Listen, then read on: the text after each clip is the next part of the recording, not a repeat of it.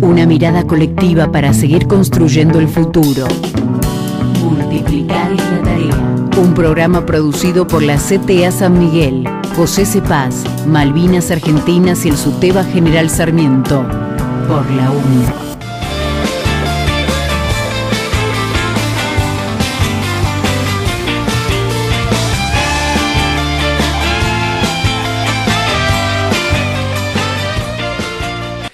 Vamos a escuchar a un profesor de esta universidad, también economista, que nos hablaba un poquito sobre las características de el que votó, digamos, ayer en Estados Unidos al nuevo presidente de Estados Unidos electo, Donald Trump.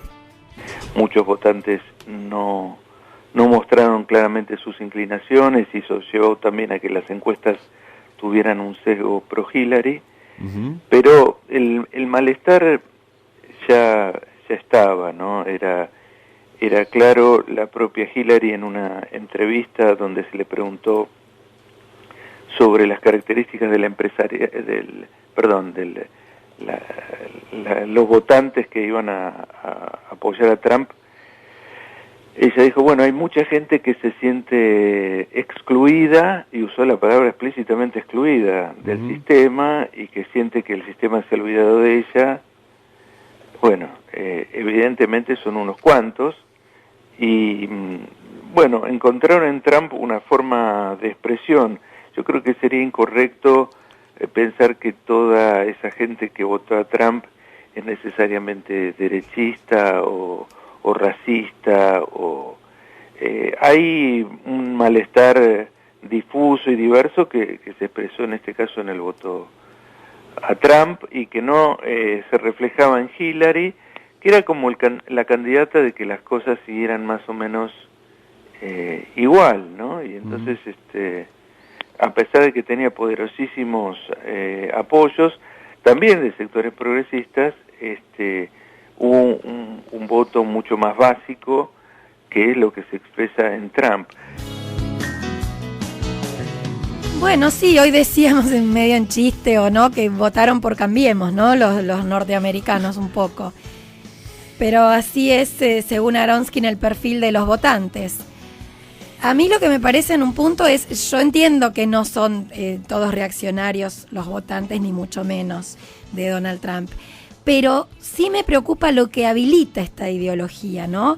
¿Qué sectores tienen piedra libre para poder expresarse, para poder desarrollar su xenofobia, su racismo, sus valores conservadores, como decía Soy Capra un poco al principio, ¿no? Esos valores del Estados Unidos profundo, de la religiosidad profunda, de ser el blanco anglosajón típico ideal norteamericano, ¿no? Yo voy a tomar unas palabras del Chivo Rossi, ¿no? Que escuché que decía ayer, de que los gobiernos son los que crean contextos, ¿no? Para que algo suceda, ¿no? Y la verdad que en ese aspecto, digamos que Donald Trump sea el presidente de Estados Unidos está complicado, ¿no? Con los contextos que puede llegar a crear. Sí, igual digo, en realidad si miramos los contextos, el gobierno electo tiene que ver, ¿no? Encaja perfectamente en el mundo en el que estamos parados, ¿no? Con una Europa en donde avanzan los justamente partidos neofascistas, con una mirada también muy conservadora, proteccionista, frente a un mundo que económicamente cruje y donde se pierden derechos, porque esto también es parte de la votación que representa Donald Trump.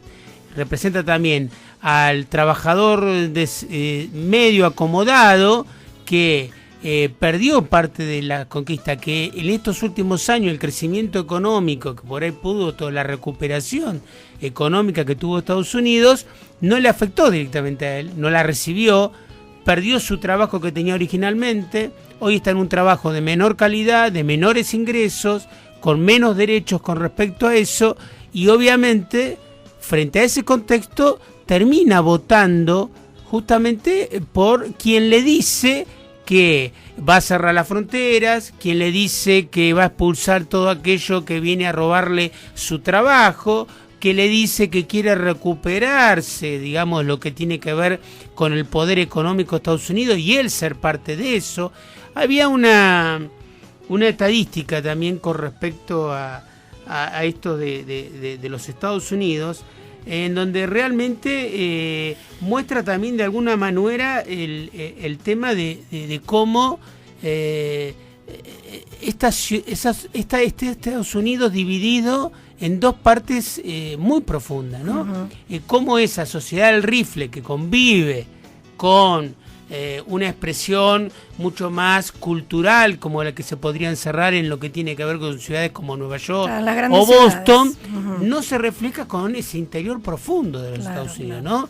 Digo, estas cosas creo que hacen y demuestran también eso, y cómo, por ejemplo, todavía hay estados que no ni siquiera abordan la teoría del Big Bang para poder representar o ver el origen de lo que tuvo que ver con el universo. Digo, hay profundos pensamientos muy arraigados, muy conservadores, que, bueno, a la hora de esto reaccionan de determinada manera y reaccionan de la peor forma en ese sentido, ¿no?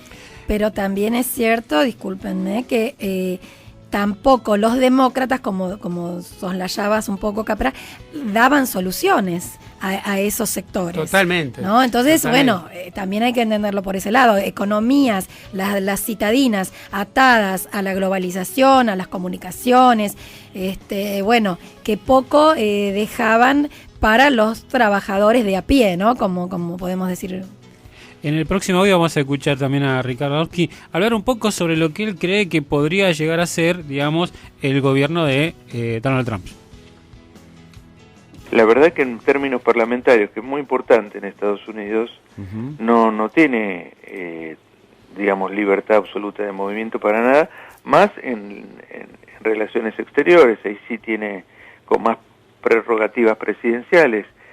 Pero de vuelta, digamos, siendo el personaje detestable que es, no es menos guerrerista o no es menos intervencionista que Hillary. Hillary mostró durante su estadía en la Cancillería norteamericana cuán intervencionista es en América Latina. Digamos, hay como distintas obsesiones. La verdad que los demócratas tenían una obsesión con Rusia, pero fueron a un acuerdo con Irán. Bueno, Trump está más obsesionado con Irán, está más tranquilo con Rusia, está más preocupado con China, cosa que a los demócratas les preocupaba China, pero no tanto, porque básicamente las multinacionales norteamericanas están todas en China. Entonces hay matices, pero me parece que no alcanzan para decir que estamos ante un peligro inminente de tipo militar. Yo creo que en su construcción de imagen, Trump también necesitó crear la imagen de un tipo desaforado, de un tipo que decide, de un tipo que no tiene miedo. Pero yo quiero recordar que en la campaña presidencial donde Reagan fue elegido presidente, también parecía un cowboy que estaba dispuesto a enfrentar a bombazos atómicos a la Unión Soviética. Y después, como presidente, fue bastante racional, bastante prudente. Si bien no le tembló el pulso para invadir algunos países, también es cierto que no fue un presidente enloquecido, ni creo que lo vaya a hacer Trump. Estaba recordando cuando hablaba de Hillary, ¿no?, de los dos golpes de Estado que tuvimos en su momento como secretaria de Estado, ¿no?, Honduras y Paraguay. Totalmente. Digo, en eso lo que dice Aronsky, ninguno de los dos, hacia lo que tiene que ver con la política exterior de los Estados Unidos, iba a modificar su política. Ninguno de los dos representaba para nosotros algo distinto. Lo que pasa que, lo que sí, la figura, por el tema de todo lo que dijo, digo, con respecto al género, con respecto a los latinoamericanos, con respecto a esta cosa de persecución y esta mirada elitista, con un discurso popular que hace arraigo sobre esto de la bandera de los Estados Unidos, pero digo, una cosa que demuestra también en esto de la sociedad norteamericana. Uno de cada 4 norteamericanos creía que esto de los cambios ambientales era una farsa.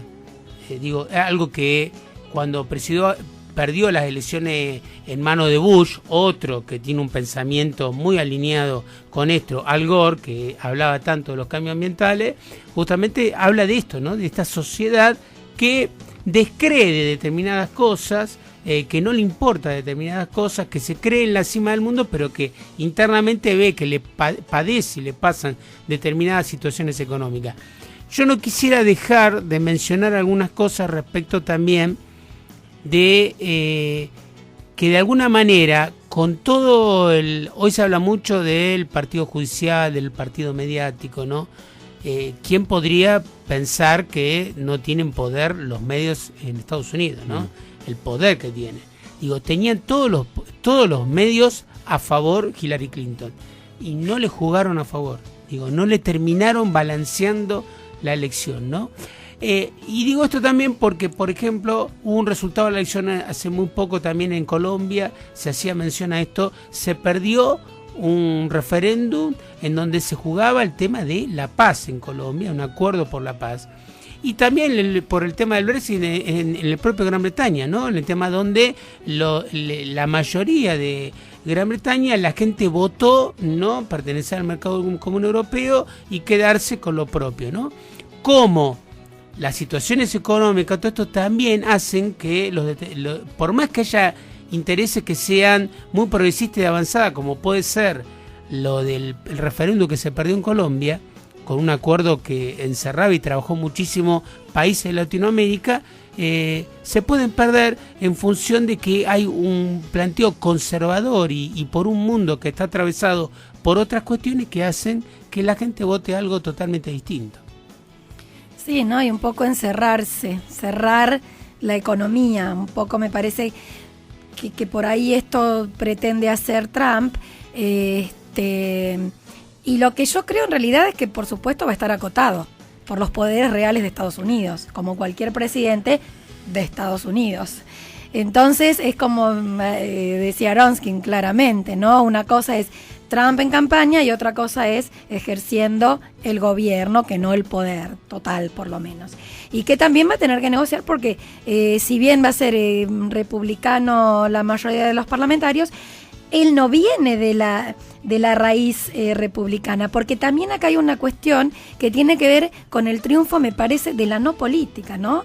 Viene como de afuera, esto de desaforado, me parece, yo lo relacioné con que viene de un lugar de renegar de la política, por lo menos de la política tradicional, ¿no?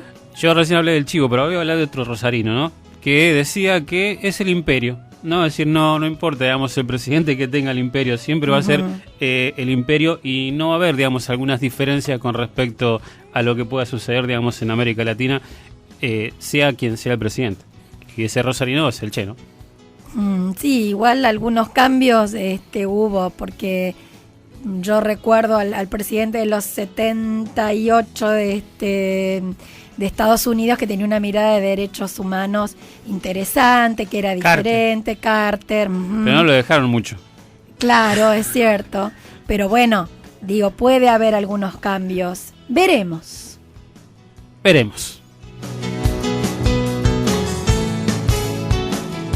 Multiplicar es la tarea. Hasta las 20 por la 91.7.